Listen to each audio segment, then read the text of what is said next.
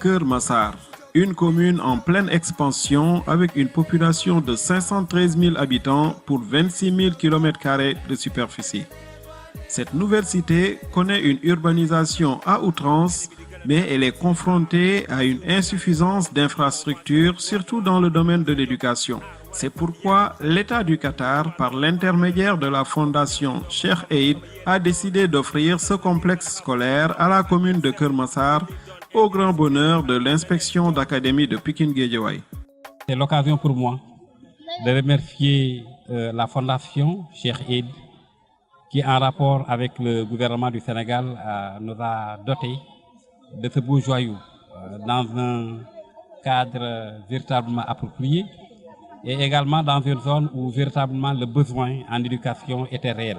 Je dis que la fondation Cheikh Aid Qatar, elle est connue par le travail caritatif, par tout ce qui est charité. Elle a construit plein d'écoles à travers le monde, surtout en Afrique et en Asie. C'est-à-dire c'est une fondation aussi qui travaille pour l'humanité. Cette largesse de la fondation Cheikh Aid du Qatar est donc arrivée à son heure pour satisfaire la demande grandissante en termes de structures d'accueil, mais surtout pour soulager les élèves et enseignants du lycée zone de recasement qui ont travaillé pendant longtemps dans des abris provisoires, dans des conditions et un environnement plus que difficiles. L'année dernière, il n'y avait pas assez de salles, on peut dire, parce qu'on véhiculait entre lycée zone de recasement et les autres écoles primaires. Des fois, on quittait l'école, on quittait zone de recasement pour aller dans les autres écoles pour faire cours. On avait des manques de classes. Lorsque je faisais la seconde, on était 104 élèves dans une même classe. Il y avait tout le temps problème de salle. Et on ne pouvait même pas continuer terminer nos programmes à cause des manques de salles. Le problème de la fumée de Meubeuss qui nous gênait beaucoup. Parce qu'il y avait des élèves qui étaient asthmatiques et ils ne pouvaient pas supporter ça. Et les salles qu'on occupait étaient presque à côté, étaient plus proches de Meubeuss. Au lycée zone de recasement, on n'avait pas assez de terrain. Il était difficile de faire nos épreuves physiques.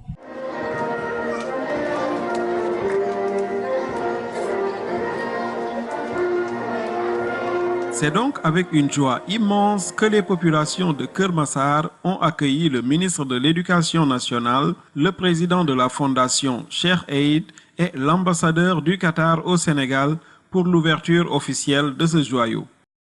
Remercier vivement et du fond du cœur les Qataris représentés par son ambassadeur et particulièrement la fondation Cheikh Aid pour la confiance et le choix qu'ils viennent de matérialiser en construisant ce beau complexe scolaire dans notre chère commune de Keur Massar. Merci, merci, merci du fond du cœur au Qatar. C'est au nom de tous les parents que nous adressons nos remerciements à tous ceux qui, de près ou de loin, ont concouru vraiment à mettre sur place cet édifice.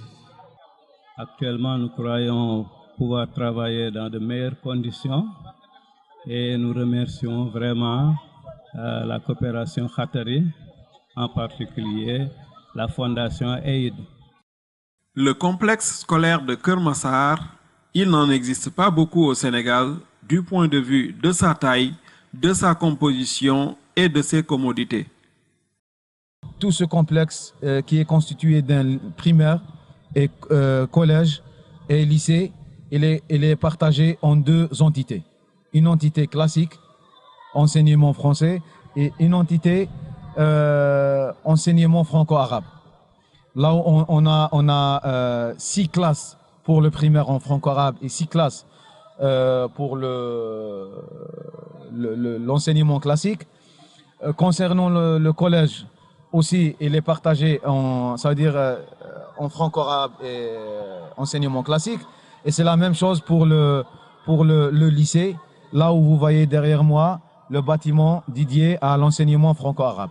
C'est le plus grand complexe de Dakar pour ne pas dire évidemment de toute la sous-région, avec l'ensemble des communautés qu'il faut. Et je pense qu'avec ce complexe, la plupart des problèmes auxquels la population de Keur Massar était confrontée va devenir un vieux souvenir. Respectez les droits des enfants. Respectez les droits des enfants. Respectez les droits des enfants.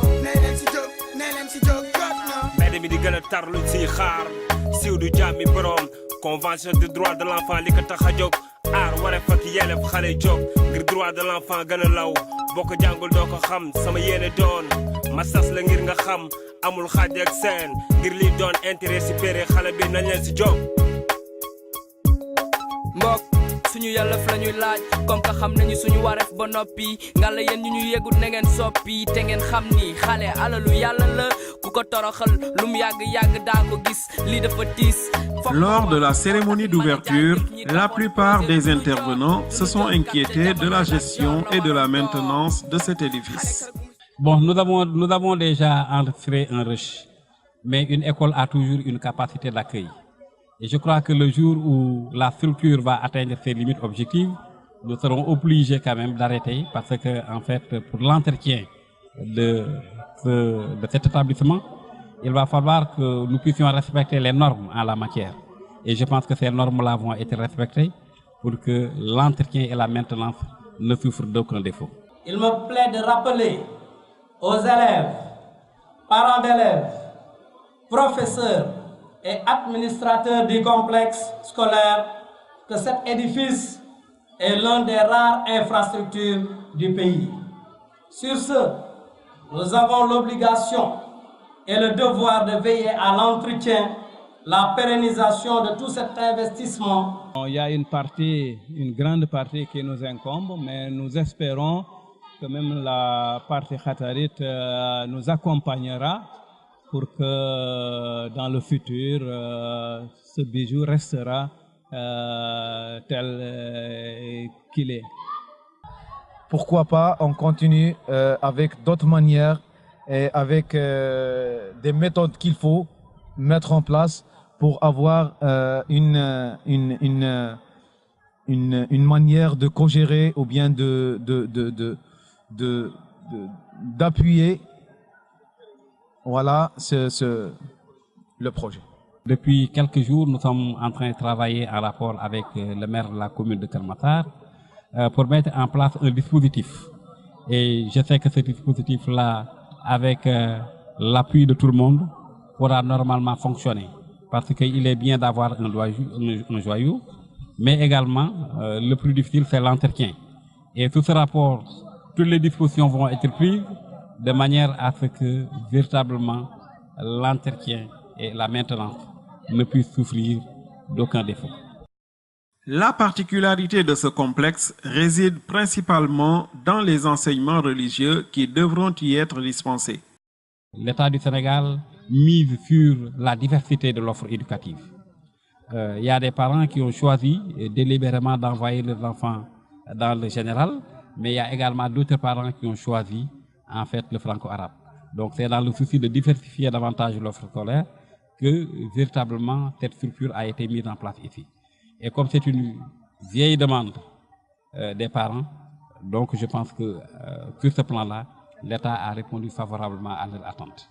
En fait, c'est une aubaine pour tous les parents qui sont dans la banlieue et qui veulent qu'au-delà des disciplines classiques, que leurs enfants puissent au moins bénéficier de l'enseignement religieux et de la langue arabe. En tout état de cause, les conditions de travail dans ce nouveau complexe sont tout à fait différentes de celles que les anciens du lycée zone de recasement ont vécues jusqu'à la fin de l'année scolaire 2015-2016. Comme d'habitude, pour une nouvelle création que nous sommes, les choses n'ont pas démarré de sitôt. On a eu à traîner un peu pendant une dizaine de jours, et le temps de recevoir les 4 concerts, les nouveaux inscrits. Et petit à petit, la chose a pris forme et on a pu fonctionner comme tous les autres établissements. Maintenant, ça va largement parce que on a une école très grande et chacun a son salle fixe. On fait cours normalement, les profs viennent. Maintenant, les conditions sont favorables. Pour l'éducation physique, on a un terrain de foot, basket, handball et volleyball aussi. Oui, en fait, franchement parlant, pour ce cadre-là, actuellement, il n'y a pas de problème. Il n'y a pas de problème. C'est comme vous voyez vous-même, les cours se déroulent normalement. Ok, et on espère que ça va continuer comme ça et que dans le temps, qu'on puisse bénéficier d'autres complexes de ce genre. Les sentiments que j'ai sur cette école, c'est que j'en suis très heureuse, très ravie même. Enfin, élèves, enseignants et administrateurs sont conscients de l'obligation de résultats qui pèse sur leurs épaules, telle une épée de Damoclès. On a tout fait pour nous. On doit faire tout pour étudier, avoir de bonnes moyennes et ne pas décevoir ceux qui ont construit l'école, fait tout pour nous. Il faut avoir la volonté, oui, il faut avoir la volonté de travailler parce que seul le travail paye. Par exemple, il faut s'exercer si c'est la terminale S1. Donc, il y a d'une part un sentiment de satisfaction et d'autre part, peut-être un peu, je ne dirais pas d'inquiétude, mais un peu d'angoisse pour ce qui nous attendait comme tâche. En fait, nous, tout ce que nous pouvons faire, c'est de mettre tout notre sien pour que cette phase test, parce que moi je considère ça comme étant une phase test, qu'on puisse convaincre toute l'opinion qu'on peut avoir des écoles dans lesquelles les enfants ou les élèves puissent bénéficier de l'enseignement classique, des sciences, de la littérature et de tout ça, et en plus de cela, avoir un enseignement religieux.